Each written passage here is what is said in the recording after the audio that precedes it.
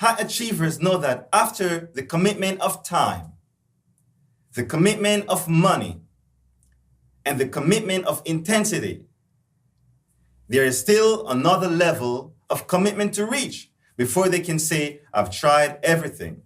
Here is a secret method that Martin Luther King Jr. relied upon to achieve his dream of ending racial segregation, the commitment of mind, body, spirit. Martin Luther King Jr. was obsessed with the improbable mission of ending racial segregation and achieving equality in America through nonviolent protest and civil disobedience. The arrest of Rosa Parks in 1955 for refusing to give up her bus seat to a white man strongly mobilized the protestors of Alabama, but so did the opposition. For taking a stance against segregation and inequality, the marchers were badly beaten, bombed, killed, and thrown in jail. A slew of inhumane things could be done to them and to their families.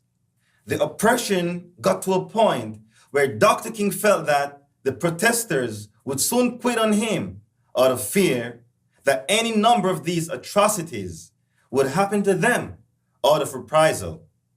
To ensure that volunteers would not get psyched out and weakened by the opposition, Dr. King created what he called a commitment card.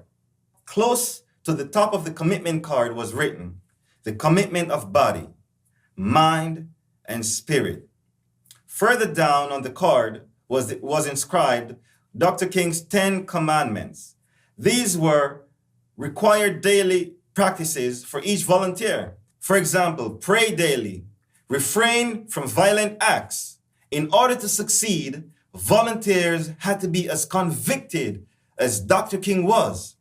And to get this convicted, marchers had to commit their mind, body, and spirit. From then on, despite the oppression and violence against them, the protesters prevailed. They marched fearlessly and unshaken. In the end, Rosa Parks was freed, and the movement succeeded in ending racial segregation, killing the Jim Crow law. It was this deepest level of commitment that was responsible for breaking down racial barriers that stood for years.